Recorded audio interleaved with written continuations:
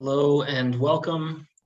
We will be starting our public meeting promptly at 6 o'clock. So please sit tight for the next 5 minutes. If you are wanting to speak during tonight's public meeting, you can use the raise hand function near your name here in Zoom. And we will call on people later in the meeting in the order in which your hands are raised now.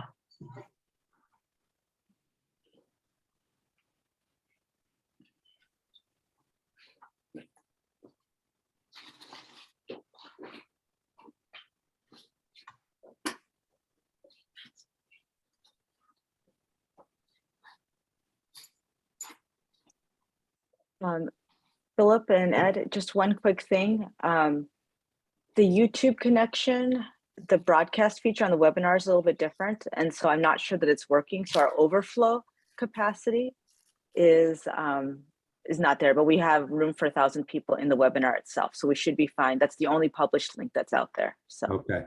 All right. Thanks. Nice. Hello and welcome. We will be starting promptly at 6 o'clock. Those of you who are on early will hear me say the same thing over and over. Until then, just welcoming people to our Rent Stabilization Task Force public meeting. If you would like to speak later in our evening together in this public meeting, please use the raise hand function in Zoom. And to those who are asking questions via chat about video and audio, when you are called on, you will be able to speak. So because we anticipate a very large number of people participating tonight and people with a lot of passion to share, when it is your turn, we will unmute you and then you'll be muted again at the end. I don't believe we have the ability to get people on camera. We were trying to figure that out, but certainly the audio works. And just confirming also for those asking questions, people wondering, can we see that your hand is raised? The answer is yes.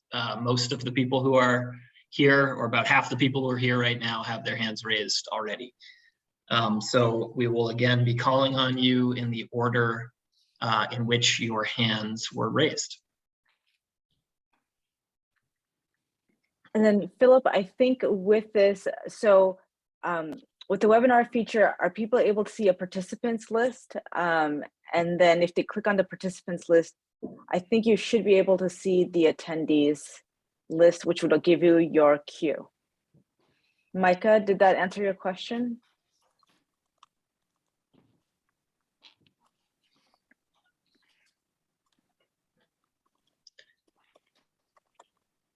Does not appear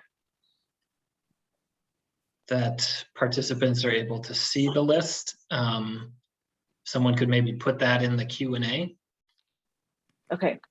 That would be great, but so just so you all know, there are 34 people currently attending in addition to those of us here presenting in this webinar. I'm sure there will be more who will be joining, and you will be told in advance kind of groups of 5 or 6 names in the order again that the hands have been raised or are raised over the course of the meeting. So it won't just come out of the blue. You'll know when you're kind of in the on deck circle.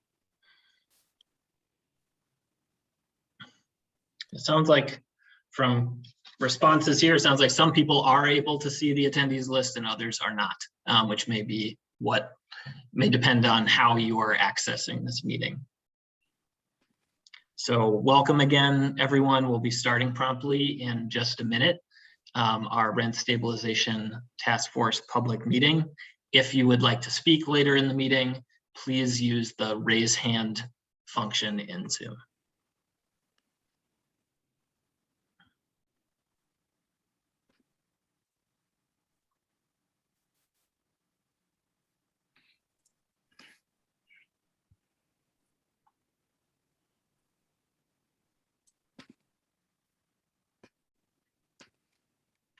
Okay, according to my computer, it is 6 o'clock. So we're going to go ahead and get started because we want to hear from every one of you who wants to speak that we can possibly fit into the 2 hours that we have allotted for this public meeting.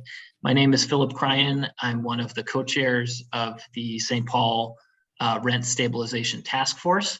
I am a homeowner on the west side of St. Paul and an elected leader of my union, SEIU Healthcare Minnesota and Iowa, a union of over 50,000 healthcare workers.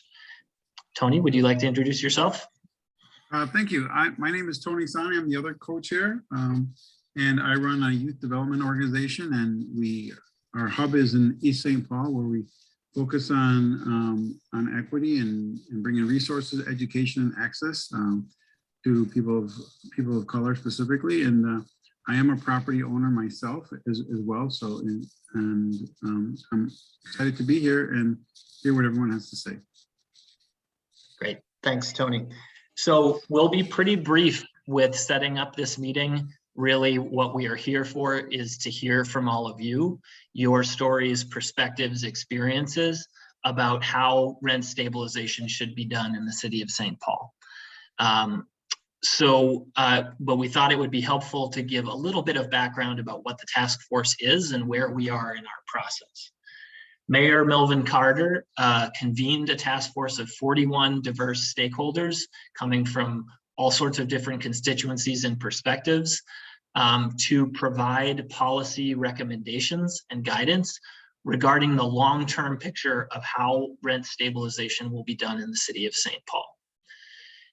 Also recently, the St. Paul City Council voted to give this task force a similar charge with specific policy questions that the City Council, are asking our task force to provide recommendations on. While you see Tony and me as the co-chairs here, there are many of the other Rent Stabilization Task Force members who are also here, just not on camera. So you are speaking to all of us, not just the two of us as co-chairs, with your input about what the city should do in the long term with rent stabilization. You might ask, why is this task force weighing in on what the city should do after voters voted last fall? It's a reasonable question. A year after the ordinance vote, which took place in November of 2021, the City Council and the mayor can make any and all changes that they would like to how rent stabilization is done in the medium and long term. What we are not deliberating on as a task force is the short-term implementation of the ordinance as passed by voters last November, which goes into effect on May 1st. What we are providing recommendations on is what the medium and long term should look like. Another way of saying that is that the charge for our task force is very clearly to provide recommendations about how St. Paul should do rent stabilization and not whether St. Paul should do rent stabilization. The voters voted, St. Paul will be doing rent stabilization, but there are many legitimate policy questions about how for the medium and long term, and that's what we're here to talk about. So we would invite you, as you're sharing your perspective, as you're sharing your concerns, as you're sharing your recommendations for what the city should do, we would invite you to try to frame your comments in that way. How should we do rent stabilization, not should we do rent stabilization? So that's a little bit of context. We have spent the last 7 weeks learning about how other cities all across the country do rent stabilization, have done it in the past. There are many, many different variations. So we've been gathering information about those, and we are just at the pivot from that period of learning to now deliberating on what recommendations we might make. And that is a perfect time for us to hear from residents of St. Paul with your perspectives, your stories, your concerns, and your recommendations to inform those deliberations as we go forward. And I'll turn it to Tony for the next piece. So one of the positive things that kind of came out of this is we really, as a committee, we looked for, since we were going to have a rent stabilization policy, what would a healthy policy look like?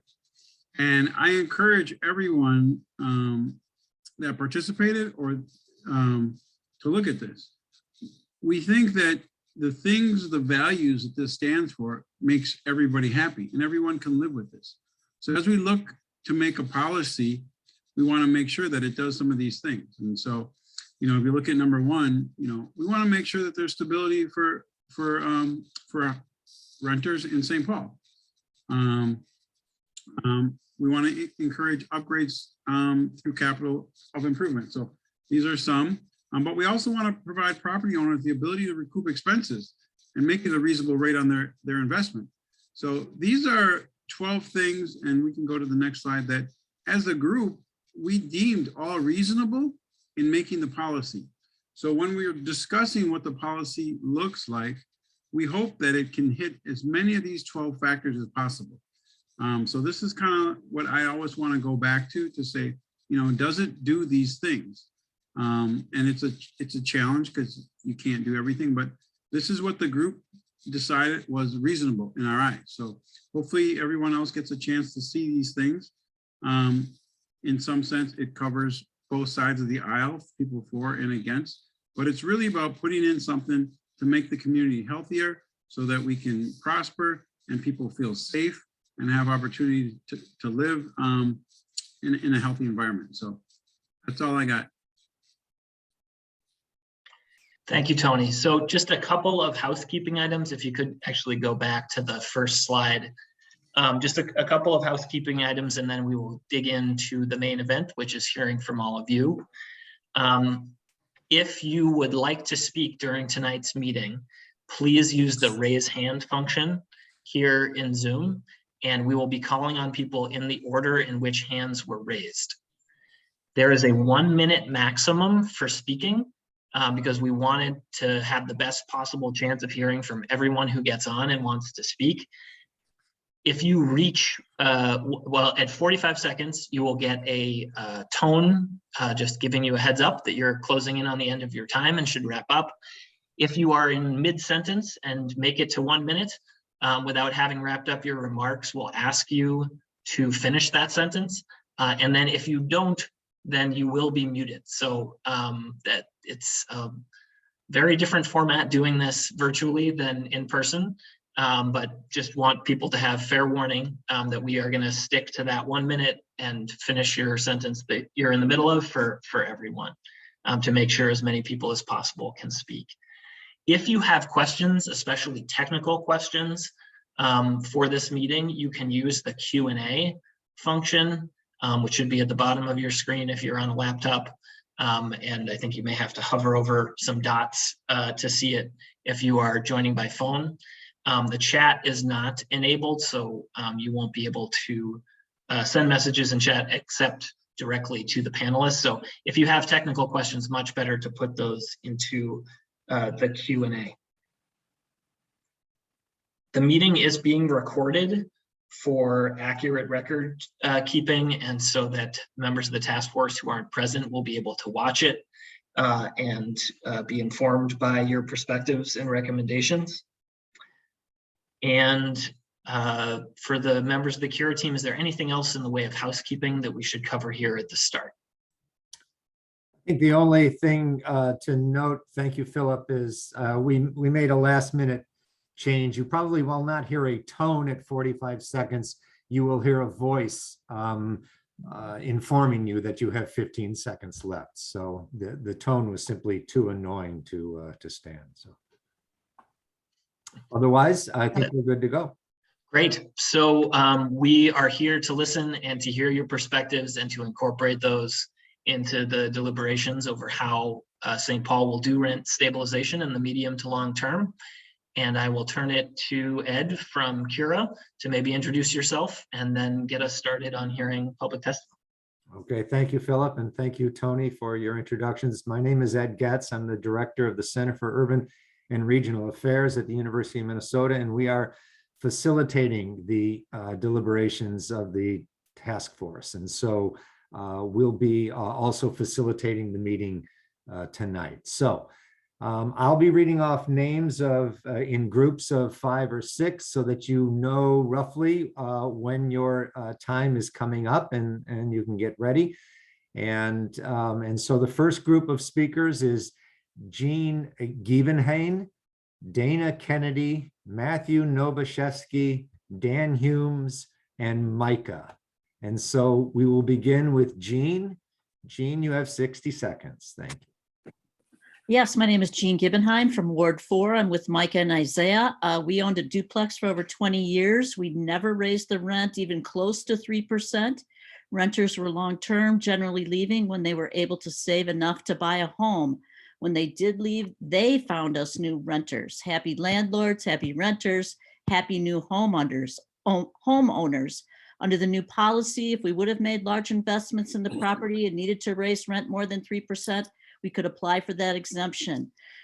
We don't want exemptions for small buildings, owner occupancy, single family homes, or new construction. We do want a process for exemptions created by the city. We don't want exceptions when units don't meet health, safety, and building codes or loophole fees. Renters need stable housing they can depend on. Thank you. Thank you. Thank you very much, Jean. Appreciate it. Dana Kennedy, you are up next. Thank you. I'm Dana Kennedy with Beacon Interfaith Housing Collaborative. I live in Ward 4. As a developer, Beacon understands the intricacies of assembling investors and the vagaries of the market. As a builder of deeply affordable homes, we know what it means for those who live at 30% AMI to be beholden to out-of-town investors, how disruptive it is in classrooms when children come and go, or to businesses when employees come and go due to rent gouging. That's why Beacon analyzed and signed on to support rent stabilization last fall. To expand stability, we need a policy with vacancy control, rent caps at 3%, no exemptions for small buildings, owner occupancy, single-family homes, or new construction. This prevents price gouging, allows renters to stay in their current homes, creating more housing stability in St. Paul. Thank you so much. Thank you. Thank you very much, Dana. Matthew, you are up next. Excuse me, my name is Matt Novashevsky. I'm a leader with Isaiah alongside 100 others who are watching this hearing. I am a homeowner, born and raised in St. Paul. I live in Ward 2 and I love my city. That's why I believe that a strong rent stabilization policy should stick with a 3% rent increase limit a year, provide stability of residence for St. Paul renters, prevent rent gouging so outside investors are discouraged from rent gouging. Most importantly, I want this policy to produce stable communities in the city. I get inspired when my fellow residents get together and help people who truly need it. That's what we did last fall. I asked all St. Paulites to stand with me in demanding a strong rent stabilization policy to defend the will of 53% of St. Paul voters who voted yes last November. 15 seconds. Thank you. Thank you, Matt. I appreciate it. Dan Humes, you are up next. My name is Dan Humes. I live in Ward 4, and there are approximately 100 people from Isaiah watching this with me. I've been fortunate to be a homeowner for the greater part of my life, but I went through a divorce after 20 years in owning 2 homes and suddenly became a renter. During the 4 years, my rent went from $850 to $1,200, and due to life circumstances, I lost the level of stability, security, and financial benefit that many renters struggle with now. 53% of St. Paul voters passed rent stabilization. It's the will of the people to create an environment of safeguards for renters. It's frustrating that some state senators and corporate landlord lobbies are trying to override the will of the majority. 15 seconds. Renters ought to have the same protection from price gouging and financial stability that the 3% limit increases. Thank you very much. Thank you very much, Dan, for your comments. Before we go to the next speaker, I want to announce the next group, and that is Ann Schulman, Laura Delventhal, Deborah Howes, Barbara Taylor, and Elaine Tyrone. Ed, can I jump in for just 1 second? Yes, you may. Just because I see a number of people have joined since we started. Just want to point out for anyone who has joined, if you want to get in the queue to speak, you need to use the raise hand function in Zoom, and we're calling on people in the order in which hands were raised. Thank you. Thank you, Philip. So Micah, you are up next. So this is actually John Slade working for the Interfaith Council on Metropolitan Interfaith Council on Affordable Housing. I am both a resident of Ward 7, an organizer for MICA, and a longtime resident of a longtime St. Paul family. I'm a landlord of a single family home in Dayton's Bluff, and I get pretty disgusted when I see what other landlords in this town are doing. I'm embarrassed to be a landlord when I see what the large corporate extractors of wealth are doing.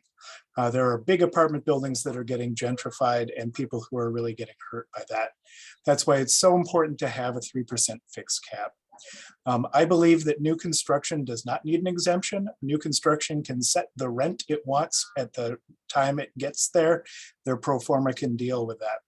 I would also, thank you, very much want to see no vacancy decontrol, particularly since the rent protection that said that there was a no just cause for non-renewal got removed.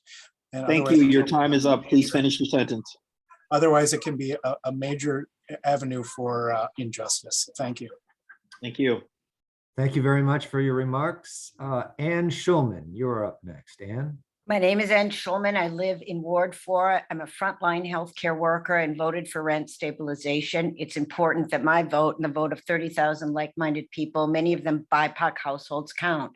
I stood before the Minnesota State Senate 2 times last month and shared that my rent increased 9% in January. This policy makes sure that my neighbors and myself stay in our homes. It's an important link towards creating affordable housing. Investing in housing stock is great, but it will not keep renters from experiencing price gouging and huge increases that destabilize families. We're asking this committee for equity, security, and predictability with rents. We want a 3% cap, no vacancy decontrol, no new construction, and very limited exemptions. We want this policy to focus on the people that will affected the most, the renters who are at risk from systematic proprietary practices that the voters wanted changed. This committee has been given the opportunity to invest in the city of St. Paul. I encourage it to follow through and protect us with a strong rent stabilization policy. Thank you. Thank you. Thank you very much, Ann, for your comments. Next on the list is Deborah House. Deborah? My name is Deborah Housey. I am a home care worker, a SEIU healthcare member, and I rented in St. Paul for 3 years. I struggled with housing before I found my current home in St. Paul. I love my place, but recently rent went up $100 per month. This is hard on my current wages of $14.60 an hour. $100 per month may not seem like a lot to you, but it is a lot to me. I recently lost a client I cared for, which has multiple times during COVID, meaning I had no paycheck. My car is in the shop and gas prices are climbing. You can get depressed not knowing if you're going to have a place to live in 30 days. We voted last year for a 3% cap and renters protections, and I hope you'll make sure it is in place so we have stability. No one knows when you'll be facing a crisis, and this is especially true of low-income, elderly, and disabled people. Rent stabilization. 2 seconds, please. We can have a safe, stable place to live, free from huge rent increases or being pushed out of our homes. That would be amazing. Thank you. Thank you. Thank you for your remarks, Deborah. Laura Delventhal, you are next.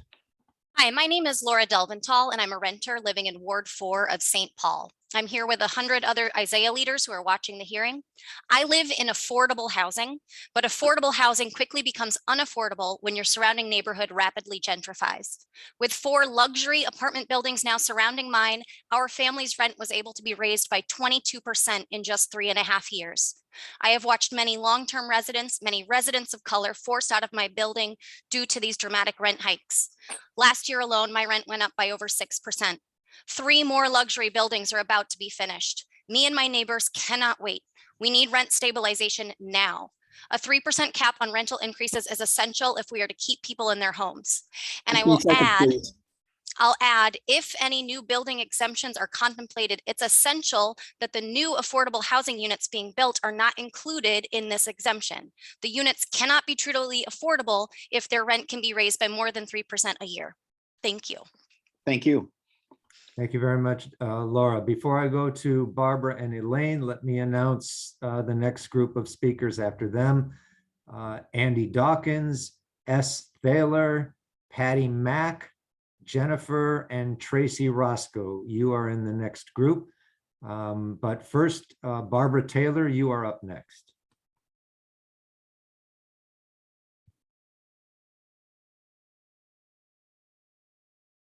Barbara Taylor. We still haven't opened her mic. There we go. Can you hear me? Now we can. Thanks.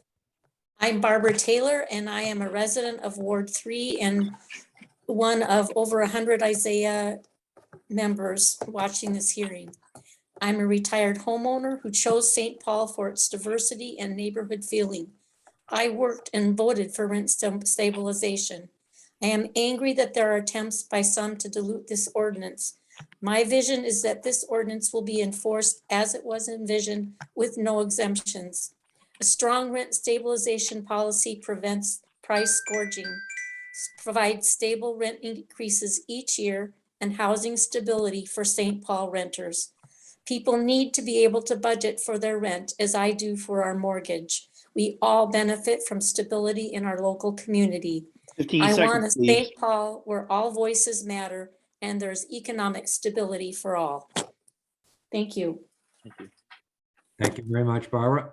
Elaine Tyrone, you're next. Thank you. I'm Elaine Tyrone. I'm a retired homeowner in Ward 4 and a volunteer with Micah and Project Home, which is a shelter for homeless families with kids, many of them in school in St. Paul. Through volunteering at Project Home for 20 years, I met families with kids in the schools with parents who sounded a lot like Deborah, who we just heard from. I was frustrated time after time watching these families move from place to place because their rent kept getting raised on them and their salaries did not go up. They were making less than minimum wage. What we need is a number of things. I support rent stabilization for the medium and long term, for small and large units, for new and old units, and I favor no vacancy decontrol. I've watched that used against these families with kids too often. They need stability. They need to live in one place so they can go to school, and they're the future of our community. So we 15 need seconds, to please. Thank you. Thank you very much, Elaine. Andy Dawkins, you're the next speaker. Hi, I'm Andy Dawkins, member St. Paul Strong, nonpartisan, neither pro nor con rent control. On February 8, I moderated a panel discussion on rent control with developers, landlords, and tenants. Since then, our website, St. Paul Strong, has received many comments with good ideas about how to do rent control in St. Paul. Here are three. One, include inclusive zoning within a new construction exemption request or require acceptance of a certain number of Section 8 tenants. Two, in any new construction exemption request for luxury units, build in a 1% margin in the rents and dedicate that to a deeply affordable housing fund. Three, acknowledge that the vote was a statement of desperation that you can support moving forward simultaneously with other affordable housing commitments, such as eliminate the capital gains tax when a mom and pop landlord sells to a nonprofit that agrees to keep rents affordable with a 10-year clawback if they don't. 15 seconds, please. It's clear from the panelists, the experts, and the commentators that your focus, the city's focus, as we enact rent control, should be what can we do to maximize affordable housing? Thank you. Thank you. Thank you very much. The next speaker is S. Thaler.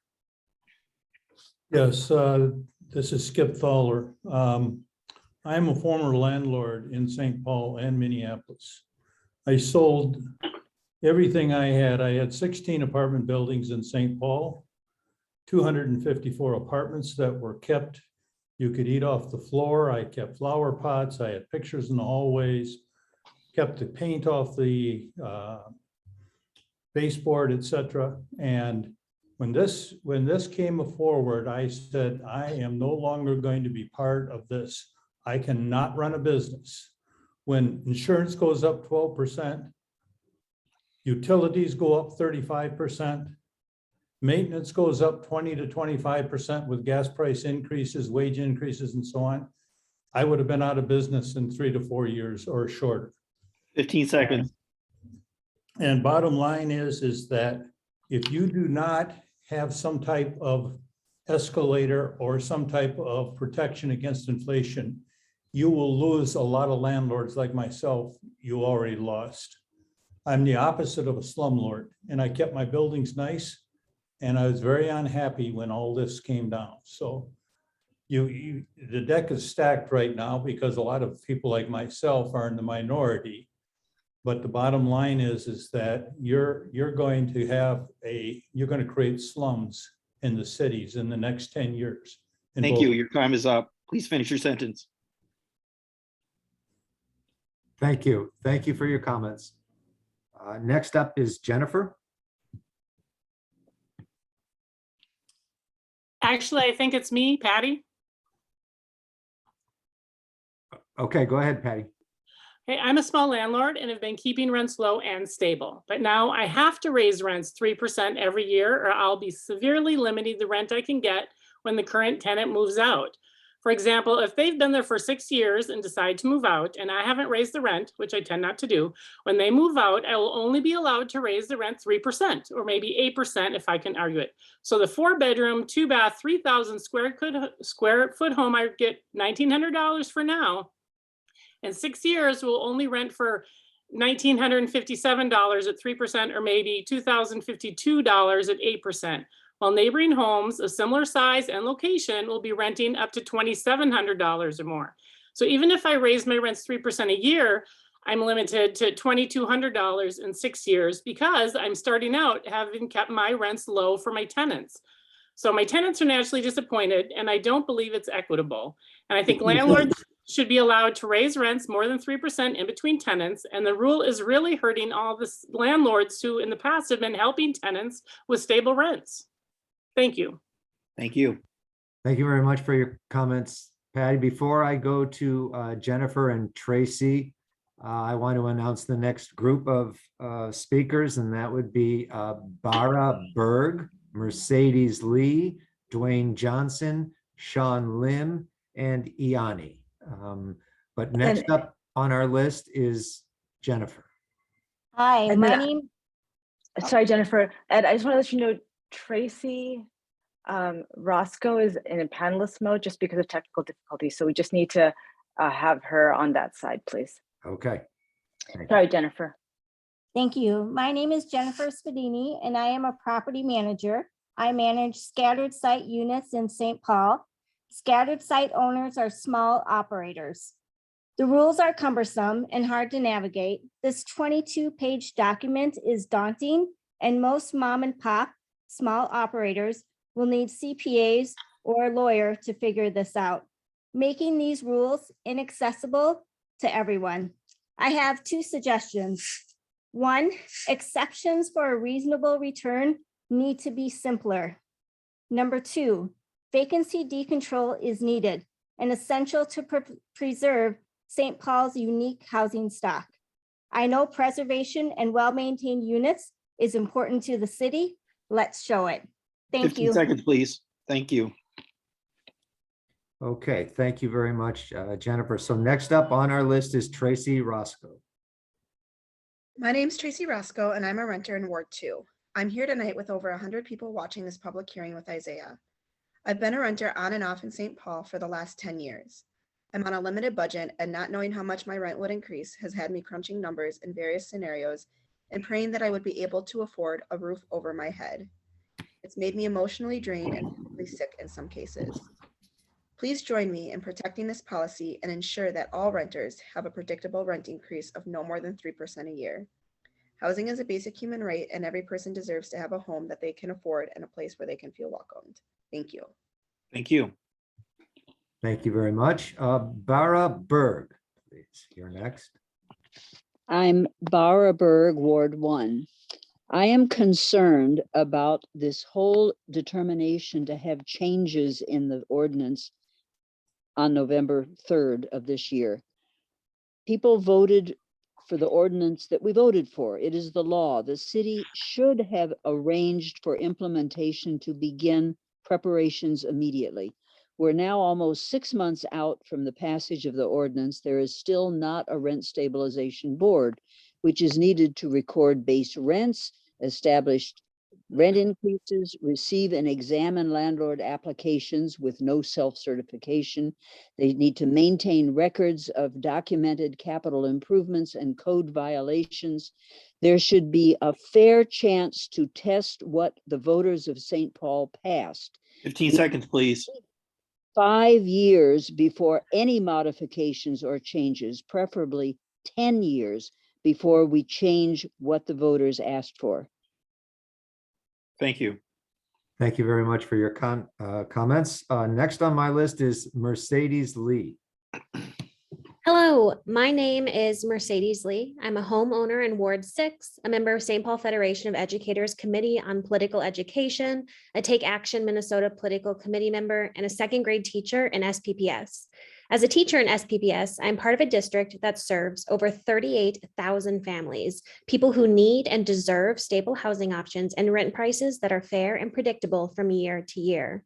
Our community has already decided on how to achieve this when we voted and passed the rent stabilization ordinance this past fall. As we move forward, we need a policy that retains a 3% fixed cap not tied to CPI and includes no exemptions for small buildings and single-family homes. We also do not want a policy with exceptions when units don't meet health, safety, and building codes. Rent 15 seconds, please. stabilization is not meant to solve safety or maintenance problems, and other ordinances around this specific issue need to be crafted to address it. Thank you so much. Thank you. Thank you very much for your input. I will say to the rest of the attendees that if you wish to speak before the group, please use the raise hand function, which is at the bottom of your screen. If you scroll on there, and that way you can enter the queue and can be called upon to speak. So the next person in our list is Dwayne Johnson. Dwayne. My name is Dwayne Johnson. I live in Ward 3 and I'm an Isaiah leader. As a 31-year resident of St. Paul and a homeowner, I voted in favor of rent stabilization last fall. I feel that my neighbors and their families deserve the same stability that I feel, that they won't be suddenly evicted from their home by a large rent increase. I was gratified that enough other residents felt the same and voted for this policy. No such policy is perfect, but I am dismayed by the fear-mongering and threats of doom coming from the Landlord Association and Republicans in the Senate. They forget that the reason that people want to live in St. Paul, the reason that St. Paul is valuable to developers is because we live in a first-rate community. No matter whether our neighbors are black, white, brown, no matter what their income level, we have a broad, solid social fabric. We, the people, make St. Paul. A strong rent stabilization policy will stop rent gouging so that a vital part of our St. Paul community doesn't have to live in fear. Thank you. Thank you. Thank you very much, Dwayne. Next up on the list is Sean Lim. Hi, my name is Sean Lim. I'm an organizer with the Minnesota Youth Collective. I've personally lived in dilapidated housing, and as a U of M student, I was priced off of campus. As a result, I found a community in the Hamlin Midway neighborhood for the past 4 years. Midway is now becoming rapidly gentrified, and working class tenants who have lived alongside me here for years now face excessive price hikes. As a mutual aid practitioner, I've talked to countless unhoused St. Paulites who have been evicted with nowhere to go. And as property managers, my parents work with hundreds of Section 8 families and St. Paul landlords. No lobbyist or politician can change the clear facts and the findings from the extensive Cura study on capping rent increases at 3%, universally applied across all units. There should be no new construction exemption. This policy has passed, and it should be implemented expeditiously with fully funded enforcement, no exceptions, no exemptions, no decontrol, no carve-outs, period. Thank you. Thank you. Thank you for your input, Sean. Before we go to the next speaker, Iani, let me list the next group of speakers that I have on my screen, and that would be Bridget Temple, Yankuba, Nick Studensky, Abu Naeem, Aaron Berg, and Corey Cole. So you're in the next group, but the next speaker is Iani. Hi, Yanni Humus, in the Ward 6, District 2. First of all, let's remember government and business are two different things. As the document reads, it looks as if it is taking the risk out of being in business. And we'll look at how government has allowed the pooling and amassing of such wealth by so few in this country. As written, the goal is to take the risk out of the open markets, limiting the redistribution of wealth and putting the burden on the tenant, who is generally one paycheck away from living out of a car or a tent, homeless. This is not what the people of St. Paul voted for. Also, the document is a legal nightmare for the city. Looking at page 5, item 6, line D. 15 seconds, please. In order to administer this fairly and justly, the ordinance needs to be set with a litmus test for both sides. What is good for one must be good for the other, both renter and property owner. As written, this is not what the people of St. Paul voted for. Thank you. Thank you very much, Iani. Next up, Bridget Temple. Hello, my name is Bridget Temple. I'm a renter in Ward 2. In November, the city empowered, our voters in the city empowered the city of St. Paul to help protect renters. We want a policy with a 3% fixed cap on increase in rent, with no exemptions for small businesses or owner occupancy buildings, or exemptions for single family homes. We do not want exemptions for new construction because that disproportionately impacts disabled renters. We do not want vacancy. We want a policy with vacancy control, and we want a process for exemptions created by the city. We need additional separate policies to increase investments in creating more affordable housing and ensure that our rental housing is maintained to meet the health, safety, and building codes. Thank you. Thank you. Thank you very much, Bridget. Next on the list is Yankuba. Yes, thank you very much. Hi, my name is Yakuba. I am a renter in St. Paul, a healthcare worker and member of SEIU. I am giving too much of my income towards the rent. When I rent an apartment, I pay a non-refundable application fees and at least a month rent for a deposit, which I immediately forfeit $100 non-refundable, which I know I will never get. And also I put a month fee for a deposit, which I immediately forfeited $100 non-refundable. And I know I will never get my deposit back when I later vacate the apartment, no matter how clean I leave it. Every year my rent has hiked up. It used to be $24 per year or so. 15 seconds, Now it please. is going up by hundreds each year. I am told the new rent will be so much higher and I can either pay more or leave. I voted yes for rent stabilization last year. I am asking you Thank to you. Your honor. time's up. Please finish your sentence. Thank you. Thank you. Okay, thank you very much, Yankuba, for your comments. Next up is Nick. Nick, you have 1 minute. Hi, I'm a renter in Ward 4. I was initially supportive of this ordinance. When I heard about it last summer, I signed a petition. Since it's passed, I've seen numbers that investment in new units in the city of St. Paul has fallen by a factor of something like 6. So I'm not particularly sympathetic for landlords, big corporate developers that people are talking about, but new units need to get built. That money needs to come from somewhere. If it falls by a factor of 6, what is replacing it? We need new units. There are dozens of studies that document that new housing construction has a lowering impact on rent in the surrounding area. And so as a renter, I'm concerned that without new construction, there's not going to be new supply of housing. So I'm concerned that there are not that some of these exemptions, although we don't have sympathy for landlords, maybe things like bringing something up to code. If you buy a house that was previously rented out and isn't up to code, there needs to be an exemption there, or nobody is going to buy those houses and improve them so that they are suitable places to live.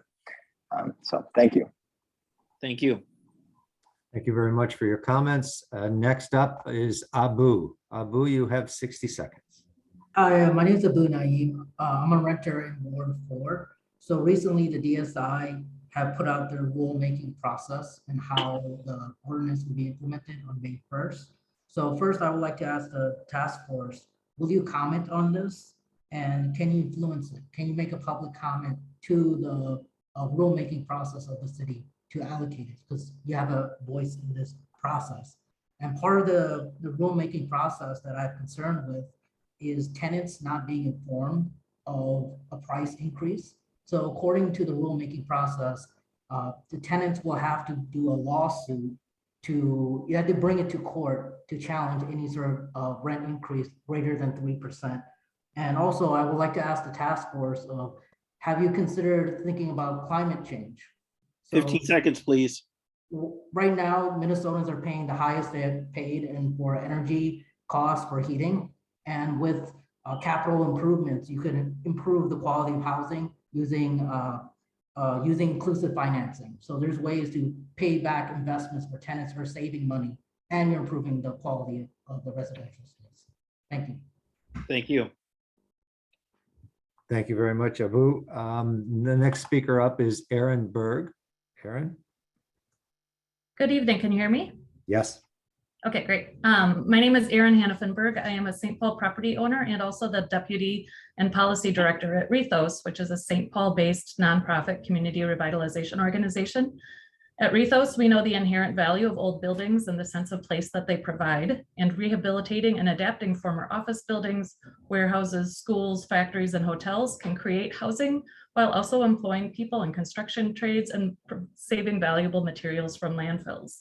My organization is concerned about how a proposed new construction exemption to the rent stabilization ordinance in St. Paul might apply to historic buildings, whether vacant and underutilized or occupied but deteriorating. Dozens of properties in St. Paul have been rehabilitated and converted to rental housing, especially since initial passage of the Minnesota Historic Tax Credit in 2010. 15 seconds, please. Our concern is that NOAA will also be naturally occurring affordable housing will also be subject to demolition in favor of new construction if new construction is exempted. We believe that we can't just hope that landlords of older properties will do the right thing and keep their older buildings both habitable and affordable. So we ask you not to include an exemption for new construction if that does not also include rehabilitation and upkeep of existing older buildings. Thank you. Thank you. Thank you very much. Aaron, before we go to the next speaker, there's a couple of other hands that have been raised. So after Corey, I have in line Jake Cinderbrand and Dave Blessing. And for those who may seem to be having trouble raising your hand, if you've tried repeatedly and that has not been possible, you have the option of entering a comment in the Q&A of tonight's meeting, which is also at the bottom, but the fallback option of leaving a written comment at the link that you see at the bottom of the slide that is showing tonight. So we're trying to get as many of you in to speak tonight as possible. There seems to be some technical difficulties that some of you are experiencing in raising your hand. And so you have those two options if you are unable to raise your hand for tonight's comment period. So Corey, you're next up. 1 minute, please. Hello, my name is Corey Cole, and I'm a renter in Ward 1 and a public health professional. It is well known in my field that stable, predictable housing and protection from displacement and gentrification is connected to nearly every health and safety problem in the books. Reliable housing reduces drug overdoses, prevents suicide, and allows the connections that keep our community healthy to continue thriving. In terms of protecting lives, families, and communities, this policy as written is the minimum step. Any attempts to undermine it with blanket exemptions or decontrols will also undermine the health and safety of those in our city. Thank you. Thank you very much for your comments, Corey. Jake Cinderbrand, you are next. Cinderbrand.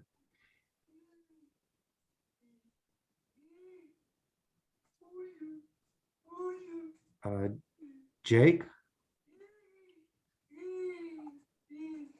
Can we unmute Jake? Can you hear me now? Yes, now I can. Thank you. My name is Jake Cinderbrand. I'm in Ward 7 and very fortunate to own my home, but I'm seeing my neighbors who are renters displaced by sudden unaffordable rent increases. I think we need to keep in mind that regardless of whether you live in new construction or if you're a tenant in existing construction, that has no bearing on your ability to afford a rent increase. We need to take a tenants first housing policy and ensure that everyone in St. Paul has a safe place to live. We need to make sure this policy goes through as enacted by the voters without an exemption. Thank you very much. Thank you. Thank you, Jake. Next on the list is David. David Blessing.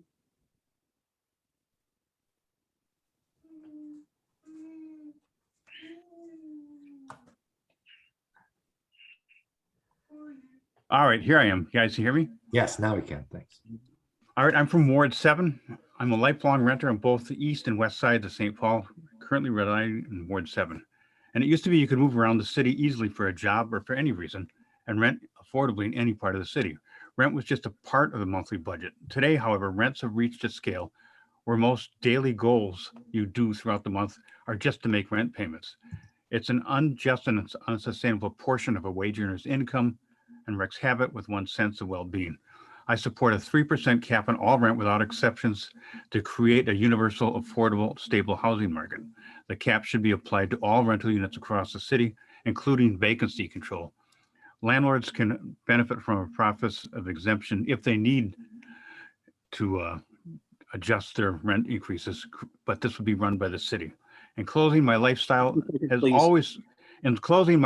has always meshed beautifully with renting until the last decade when rents rose far beyond CPI, and this is distinct from all other budgetary needs. Thank you. Thank you very much, David, for your remarks. Nazra Ahmed, you're up next. You hear me? Yes. Hello, my name is Nasra Ahmed. I am a renter in St. Paul. I am a home care worker, and I'm a proud member of the SEIU Healthcare. The past 2 years has been really hard for me and my family. I care for my disabled son at home. His in-person programs and therapies have been paused during the pandemic. It has been hard for me to work any other jobs. Our rent is too high, and on the top of that, my son is disabled and requires a special diet. And the food is very expensive. As I provide for my family, I struggle to make it all. I currently owe past due rent. Families like mine are suffering and need to support. We voted for rent stabilization last fall for our family 15 and seconds, for please. our neighbors. Now we need you to make sure our vote is respected. Thank you. Thank you. Thank you very much. So at this point, we don't see any additional hands being raised, but if you put your name in the Q&A, we will use that as the source of creating the queue at this point. We apologize. We're not exactly sure why so many of you are having trouble raising your hands. I saw one briefly. Is that there's someone in from a telephone. 651 and the last three numbers are 786. Should I unmute them so they have an opportunity to talk? We'll just check in with them. Yes. Caller on the phone, you're able to talk. Would you like to speak? Caller ending in 786. 651 ending in 786.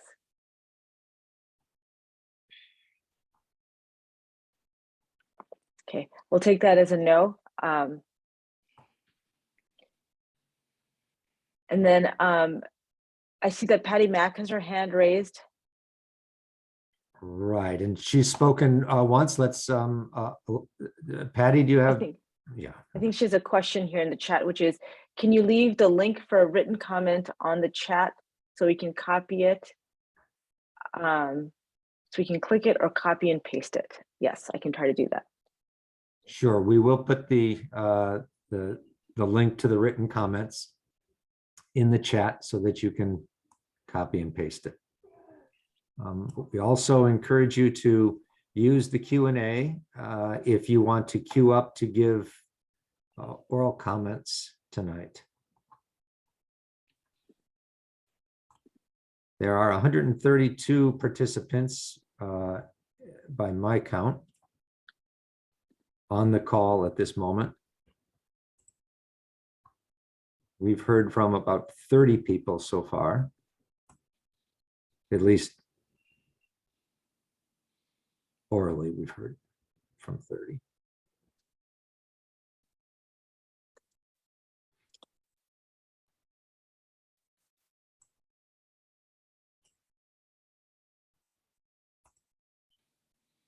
There was also a question here about if people should submit written testimony as well as the spoken.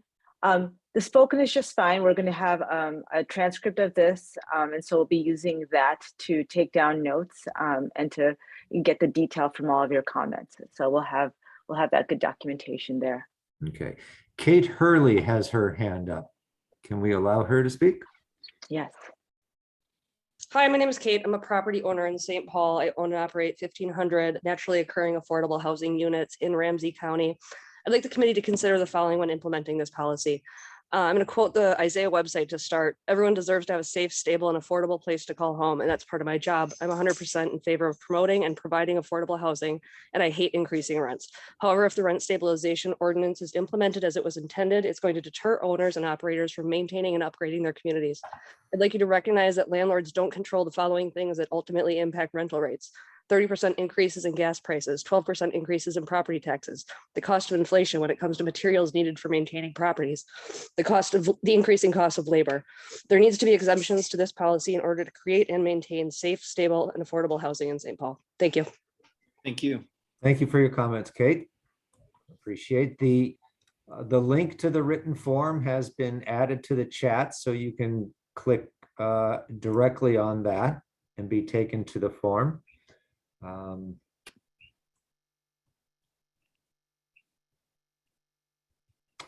Are there any others out there wishing to be heard tonight? Either indicate by raising your hand or by entering a request to speak in the Q&A.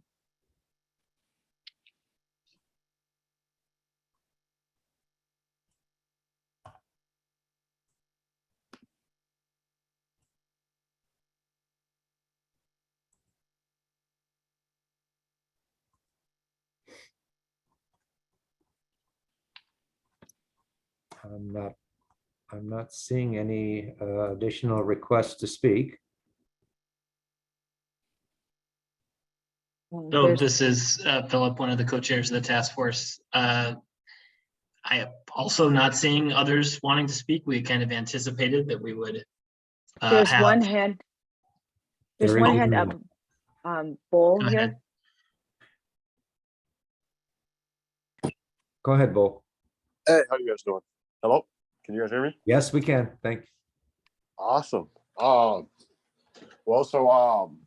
Good evening, everyone. My name is Bo Benjamin.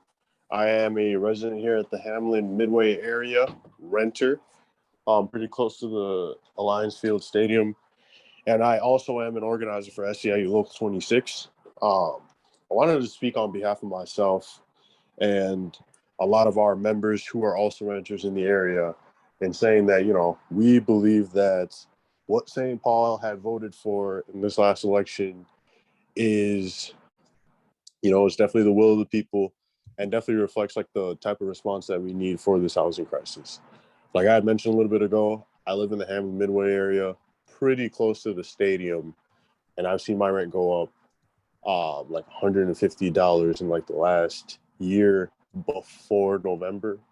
And I know in the buildings close to me, that rate has been matched or even exceeded that.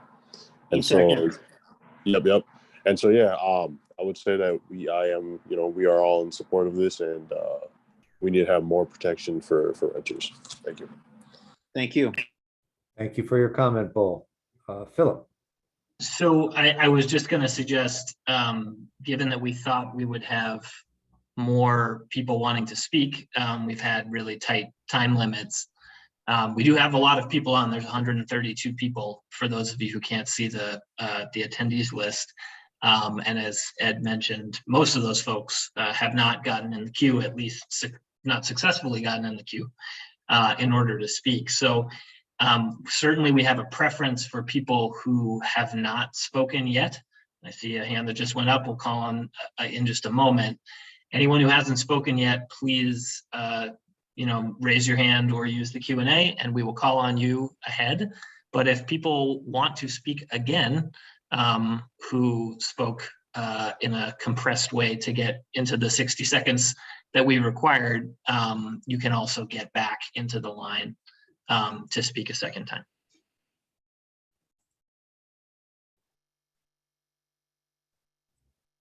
And I don't see at this point a hand up.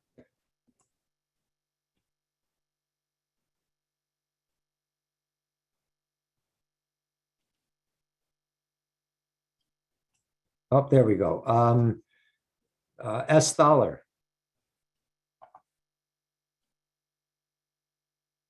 If we can unmute S. Thaler and he can speak. Yes, thank you. I've got one question for everybody here. I no longer am in Minnesota, and part of the reason is because some of the what's been passed, it's basically forced me out of the rental business. But I ask the people to look at it maybe through a little different set of eyes, and that is why can the government raise taxes 12, 13, 14, 15%? I know between 2015 and 2019, they doubled. How many people's rents doubled? Why can the government, who pays a lot of these people's wages, why can they raise their taxes and then expect the people that have to pay these, the landlord, to not be able to somehow secure that extra increase to take care of those increases in taxes or insurance or maintenance or gas? Everything goes up. If you want to put a 3% increase, that's called price controls, and Nixon tried it back in the 60s and 70s, and it didn't work because you started to have scarce commodities as a result of it. And this is what people, they're so short-sighted in looking at this thing. And a couple of people brought up is there's not going to be any more new construction. 15 seconds. People can go to other states, of which I did, and don't have to deal with this. So why would you want to be regulated by the laws that are proposed to be put in place? And I have no axe to grind, but I'm out of there. And you're going to lose more people that are good landlords, and you're going to end up with slums in the city of St. Thank you. Thank you very much, Mr. Thaler. So I'm looking at the list of hands up now, and I'm recognizing one new name. So I will go to Parker von Sternberg first before the others. So Parker. Hello, my name is Parker. I'm a student at the U. I've been living in Hamlin Midway for the last couple of years. I want to reiterate something that was brought up earlier regarding the current proposed rules. I do think that notice to tenants regarding self-certified rent hikes, I think if that is the system that is continued with, I think notice needs to be part of that process so that tenants can look at the reasons that are being proffered for this raise over 3%. And I think I also want to agree that there is also a deep need for the construction of new housing. And we need to recognize that perhaps, as the speaker before me said, those with the money to build it will punish St. Paul if they cut into their margins too much. Now, whether that's ethical, I think is perhaps beyond the scope of this, but it's true. And exceptions may need to be made because at the end of the day, St. Paul needs that money to build the housing. Deal with the devil needs to be made. So. Thank you. Thank you very much, Parker. There is a hand up labeled Micah. And once again, this is John Slade from Micah. I would like to kind of follow up on the economics of this. Housing has always been providing residential housing has always been a regulated industry. I can't store nuclear waste in my basement. My property right does not include that because there is a sense of public good. I feel that rent stabilization, because housing is so critical to people, as a landlord, I have limitations. I can only go so far. I feel that perhaps some of the folks that are saying we're going to have to get out of the city because we can't raise rates like we want to are probably folks that we don't want in the industry.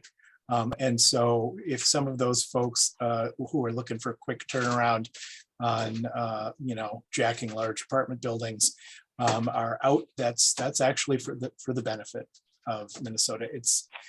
We're in a super tight, super hot housing market. And so that it's a really important thing to continue to have that. 15 seconds. Thank you. I also want to, that's it. Thank you so much for the time. Thank you. All right, thank you. 3 speakers, well, now 2, Dana and then Patty Mack. So Dana, you're next. There we go. Thank you so much. This has been a wonderful evening and a great opportunity. And I have been so moved by the renters I've heard. And it really has moved me. I grew up with a single mom. We lived on the floor on mattresses, and it brought me right back to those difficulties. And I've been a homeowner for a long time now. And yes, gas rates have gone up, and we're working on the foundation of our very old house, and it's going to be very expensive. And so I understand the maintenance issue that people are talking about tonight. The difference is my mortgage for 22 years has been the same, and I could save for it and budget for it. And I want renters to not go through what I went through and to be able to budget, even though gas is going up and property. I'm experiencing all of that as a homeowner. The difference is my bottom line remains the same. And thank you again for this wonderful evening. Thank you. Thank you, Dana. Patty Mack. Hi, yeah, I spoke before and I was the one for not keeping the 3% in between tenants. And I do understand how important it is to have stable rents. I mean, I have kept my rent stable, so I do understand all that, but it also is a business. And I would like to point out to people who might not know it that our mortgages are higher, our insurance is higher, and our property taxes are all higher than regular homeowners. If we have a rental, all those expenses are higher. So you can't just look at what you have. If I want to put in like a energy saving thing that a regular homeowner would get a rebate for, I'm not eligible that. So we're always paying full prices for everything. My other point is that instead of being able to argue for a good return on investment or a certain percent ceiling level, why not also let landlords raise rents per a reasonable just rent? Like maybe it could be determined by the city for the area size quality. Because if the caps that are established right now, I would never be able to raise my rents to the level that others, maybe someone right next to me, would be allowed to have theirs. So how is that? 15 seconds. How can one landlord be allowed to charge one amount while another is restricted for a comparable property right next door? Just, there needs to be another way. Thank you. Thank you. Thank you for your input, Patty. So So I will say again at this point, we have one other hand raised, but if you wish to speak, we're still available for another 55 minutes. You can raise your hand or make a request to speak in the Q&A if you're having trouble raising your hand. And then you also have the option of leaving a written comment at the link that you see at the bottom of the slide that is showing on the screen, which has also been duplicated in the chat so that you can link on it there.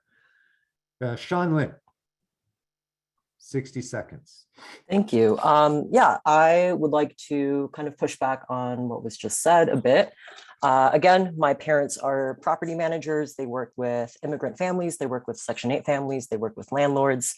And I just wanted to say that housing is a human right. It is not, we should not be looking at it like a business, a profitable business, because people's livelihoods, people's standards of living depends on having a safe, stable, clean place to live, right? And so if the government is failing on delivering on that, and the government is not doing anything to ensure that people aren't being priced out into third, fourth ring suburbs or priced out of the state even, then we aren't doing our due diligence to stand up for our neighbors. And so that's why I work so hard to get this onto the ballot.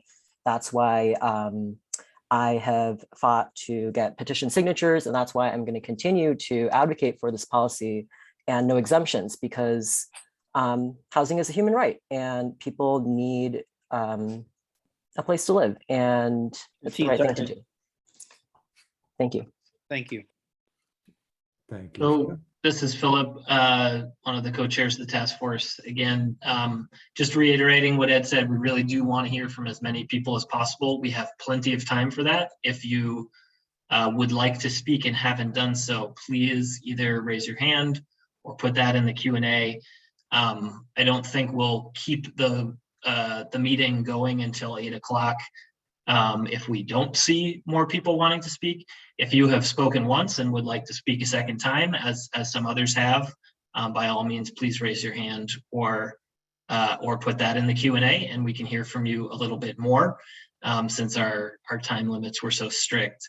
But want to just appreciate everyone who has joined this meeting, and especially all those of you who have shared your perspectives, your recommendations, your concerns, and your experiences with us. As I noted at the beginning, there are many other members of the 41-member task force who are here and actively listening to everything that's been shared. And this will go directly into the deliberations that will now begin in earnest in the task force for the coming weeks.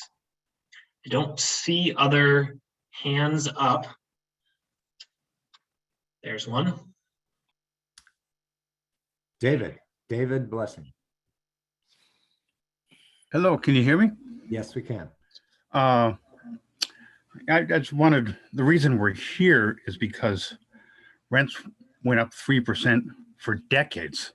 I've owned apartment buildings with my parents, and we kept rents stable, and rents have gone up about 125% in the last 10, 15 years. And so the CPI has not gone up at all. And this is where we find ourselves. We kind of, I don't know. I guess that's all I've got to say. Okay. Thank you, David, for that. Anyone else wanting to share your perspective, your recommendations for the consideration of the task force? Going once. So not seeing any others, we will, oh, there is one right there. Okay, Mike Hirabayashi.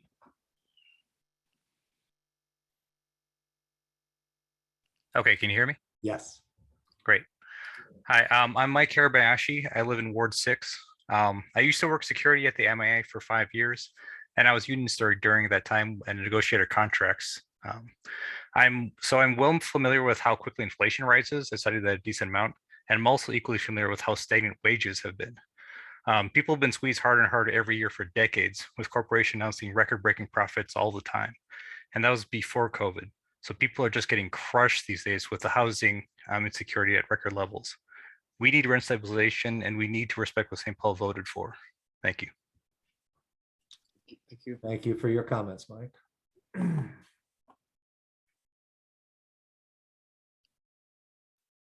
Just pausing to see if any other hands go up. We do want to hear from absolutely anyone. Especially if we haven't heard from you before. Elaine Tyrone has her hand up again. And then, so Elaine, go ahead. Thanks. I just have a really quick comment. I haven't heard anybody make the connection with all the homeless encampments we've had in St. Paul over the last 2-3 years. And these are people who, these are the consequence of having low wages and rising rents. And I think the whole idea of housing as a human right really needs to lead this whole discussion. When I hear landlords talk about their right to make a profit, I never hear them say, what then shall we do with these homeless families and homeless citizens? This is an issue. Thank you. Thank you. Thank you, Elaine. Cisco Cole. Go ahead. Hello. Yes. My name is Cisco. I'm on the east side of St. Paul, working with Isaiah. Yeah, I've heard slums mentioned a couple of times during this conversation, and I want to point out that that's a pretty antiquated term used as a fear point here, and that slums are specifically what happens when there is no community building and when there is no rent stabilization. I'm a landlord myself, and I do believe that the best way for us to approach community building is with things like rent stabilization, where everybody has an equitable opportunity to have that housing. And without it, I do believe that's when you have what those two gentlemen referred to as the fear of slums happening. That's all. Thanks. Okay. Thank you. We have another hand raised, Stephanie Stegman. Hi, yes, my name is Stephanie Stegeman. I live in Ward 3. I organize with Isaiah. I'm very proud of our city that we are being good neighbors and looking out for each other. People have been saying this is a problem, and many of us are homeowners and are comfortable but still fighting for this because that's what a good neighbor does. And when you have a good neighbor, you have a good community. And I truly believe that. And I hope that the city council and the board really takes a look at all of this information and tries to find a wonderful solution that they'd be proud of. Thank you. Thank you. Any other comments anyone would like to make? Deborah Housey, you have your hand up again.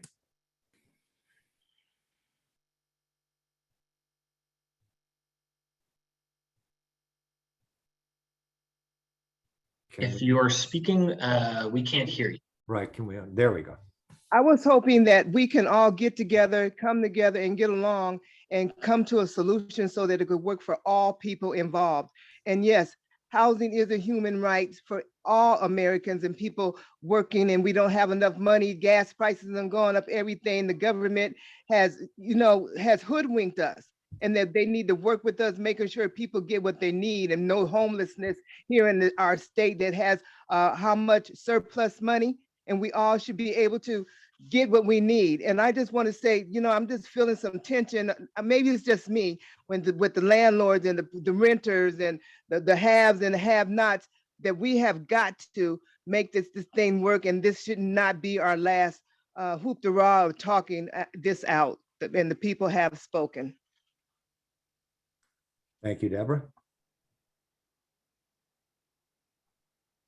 Seems like every time I ask, a hand goes up. So I'm going to ask again. Anyone else want to speak? And while we're waiting to see, I'll just thank you all again for participating in this public meeting of our St. Paul Rent Stabilization Task Force, and in particular to thank everyone who shared your perspectives with me and Tony and the many other members of the task force who are here actively listening to everything that you've said. This will all become part of what informs the debate and voting that we'll be doing over the coming weeks about recommendations to make to our elected officials, the city council and the mayor, regarding the medium and long term of how rent stabilization is done in St. Paul. Not seeing any other hands up. Maybe say kind of last call before we wrap up the meeting early. But again, really appreciate everybody's engagement and time. And I don't know if Tony or any of the, or Ed, if there's any kind of closing comments that either of you would like to make. The last speaker is, the goal here is to find something that works with everybody. We know that a lot of people are hurting in this country right now, and systems in the past has caused this as well. But we're looking for a solution that works for everybody, and even in disagreement, like, let's try to be empathetic. Okay. And the only thing I will add is that if you made comments in the Q&A, that becomes part of the record too, that we will be processing and summarizing, and the task force will be looking at. So you can be assured that any way that you made a comment tonight, that will be incorporated. And if you know anyone who wanted to join us and wasn't able to, make sure you save that link. That's at the end of the slide that's on the screen, and it's also should be in the chat from earlier. We will be accepting written comments until April 15th. There's one more speaker, Kevin, that's raised their hand. Right, I see Kevin wants to speak. If you can unmute yourself or be on, there we go. Go ahead, Kevin. I'm Kevin McConnell from St. Paul, longtime, lifelong resident here. Very proud of St. Paul. We obviously need to attend to the needs of the renters in our community, number one. And number two, we absolutely need to honor the vote of all of the citizens of St. Paul. And this is something that I think if we don't honor these types of situations, then what do people think when things come up and we get a chance to vote on it, and then all kinds of changes or adjustments are made or it's not done? That's not right. That's just not the way things should be done. And we absolutely need to honor what we voted for last November. Absolutely. Thank you. Thank you, Kevin.